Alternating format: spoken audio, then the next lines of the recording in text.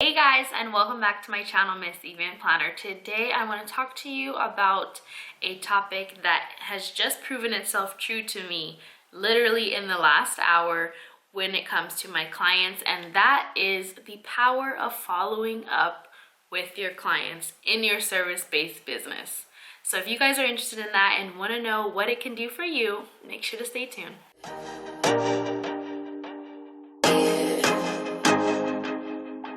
So we're on the way to the reception and we need to decorate. Okay. Sick. That's the setup. So right now you guys, I'm on my way to an event.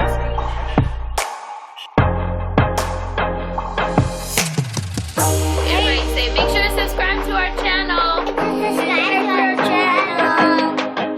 So how many times is a good amount of time to follow up with potential clients? For me, if they are non-corporate clients, I would say about 1 to 2 follow-ups and then kind of just move on, because you don't want to feel like you're pestering your client or trying to rush them. I never want to feel like I'm doing that, because nobody feels good when they've been like rushed into a purchase. And so we don't want to do that with our clients as well. We do want to respect their time and give them you know, just the choice of choosing in their own time. But you can let them know that, hey, these dates are filling up or something's happening, in a very polite manner. The only time that I would probably insist on letting the client know, like, hey, you're running out of time, is if they were very excited about booking, or they were very they were confirming that they wanted to book. They for sure definitely wanted to book, and they wanted a specific date, and then I got like an inquiry on another date, then I may like let them know, like, hey, if you wanted to book, you need to book right now, because I have somebody else inquiring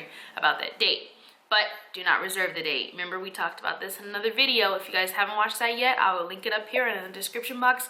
Go check it out. It's a very, very good video. So when it comes to corporate clients, you're probably gonna have to follow up multiple times, and that's okay, because corporate clients, they have so many different moving parts and things like that, that you following up again and again is not really going to be too bothersome from them. I would just spread out your follow-ups. But if you're doing it with regular clientele, I would say about 1 to 2 follow-ups, and then just move on and place your energy somewhere else. Now, how do you want to speak to your client? You want to make sure that you're speaking to your client, your follow-up, politely. You also want to be firm, but you don't want to seem aggressive. You never want to seem aggressive or that you have an attitude with your clients, even if they have given you reason to feel like you have an attitude, like they've taken forever to book, they haven't been communicating well and whatnot. When you're approaching your clients and when you're having communication with them, you still want to maintain a pleasant demeanor. And if these people are getting on your nerves, or if they're getting to the point where you just cannot deal with them anymore, you need to exit out of that client relationship.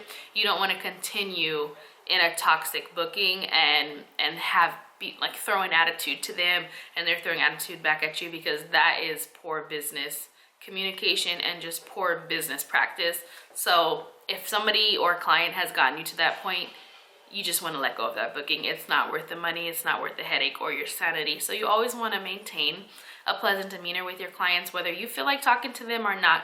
So make sure, put that smile on, sound cheery on the phone. That's what clients want to hear. So what should you be discussing in your client follow-up? And this is email or phone call. What I like to do is I kind of like to mimic what we discussed in the first conversation, just to make sure that we're all on the same page, and kind of remind them of things that they've said and that we've discussed and confirmed on. I also really like to bring up points that kind of got them excited or triggered to want to book in the first place during the conversation. So if they're like, I love that pink and purple backdrop with the balloon garland that you had on this picture on your website. So then I would make sure to mimic that in the conversation and be like, yeah, and we can definitely make sure, like, okay, so I would say something like, hi, I'm just following up with you to confirm. I know we spoke about doing your daughter's birthday party and that you wanted to do a cake table to match. We can definitely do that. We're definitely able to provide you with that pink and purple backdrop with our super cute balloon garland, that one that you picked it on the website. That would be no problem. I think it would be great with your party decor and just add so much for a photo backdrop. You're just gonna get the cutest photos from it, and we're definitely able to do that for you. We'd love to celebrate with you all. You just kind of unfold those key elements in the conversation or in the follow-up email like that to make sure you get them re-excited about booking you or working with your business. So what happens if you don't hear back from them? So if it's been a couple weeks and they haven't responded back to you, or they're not responding to your follow-ups, you guys just want to move on. Don't be afraid to move on. Like in the beginning, we want clients so bad in the beginning. Like we want them to book with us so bad. We're so excited that they want to use our services, but you have to be willing to move on. That will save you so much like headache in this business. And be willing to move on from clients. Every client is not for you, and every client that contacts you is not going to book with you. And honestly, you do not want every client that inquires with you. So just be able to move on and let go.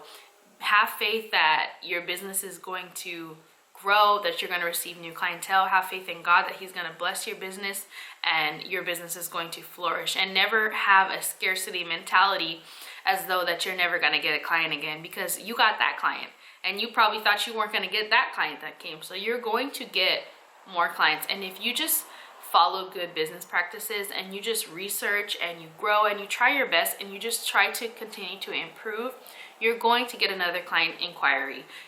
Somebody else is going to come because they're going to see all of that love and all of that hard work that you're putting into your business, and it's going to be reflected in your portfolio. It's going to be reflected on your website. It's going to be reflected in your reviews. It's going to be reflected in the work. If you put the work in, you work hard, you try your best, you try to improve where you can, maybe where you're lacking, it is going to show in your work, and you will eventually book a client.